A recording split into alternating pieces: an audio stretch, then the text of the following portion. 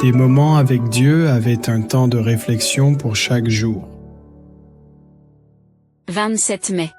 Fruit.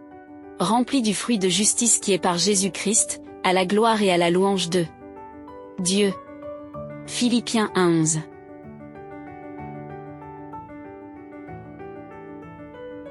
Lorsque Dieu placerait les agneaux de sa droite et les boucs à sa gauche, quel serait le signe distinctif qui marquerait ceux qui iront d'un côté de l'autre? Qu'est-ce que le Seigneur aurait évalué pour déterminer les uns de la vie éternelle et les autres de perdition perpétuelle?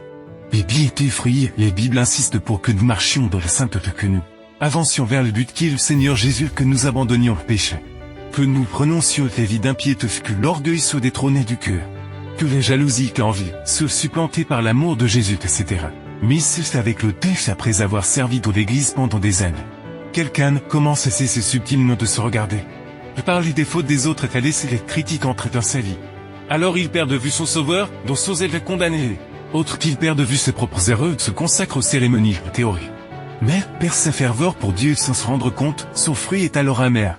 C'est un raisin sauvage qui doit être brûlé, vous le reconnaîtrez leur fruit, dit Jésus.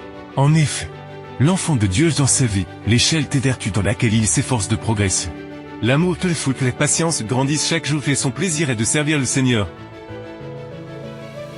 L'harmonie et l'union qui existent entre des hommes de tendances diverses sont le témoignage le plus puissant que l'on puisse porter que Dieu a envoyé son Fils dans le monde pour sauver les pécheurs.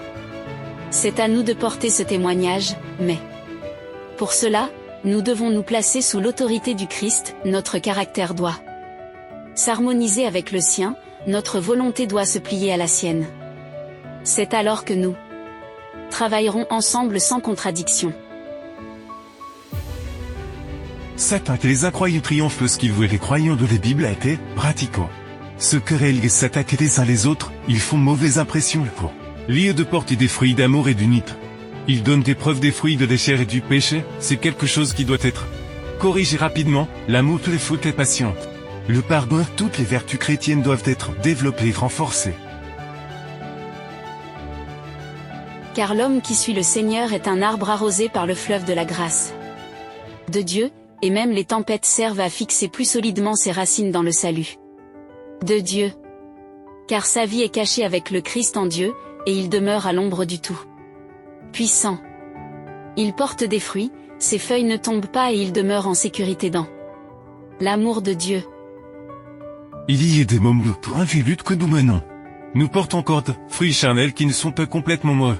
Et après avoir échoué, nous sommes accablés par les consciences de ne pas avoir agi comme un enfant de Dieu, mais nous devons avoir le fouet de revenir au Seigneur parce que le juste tombe et se relève. Et nous devons nous efforcer d'obtenir les fruits du salut, nous honorons Dieu lorsque, dans toutes circonstances, nous montrons que nous dépendons de lui et que nous faisons sa volonté.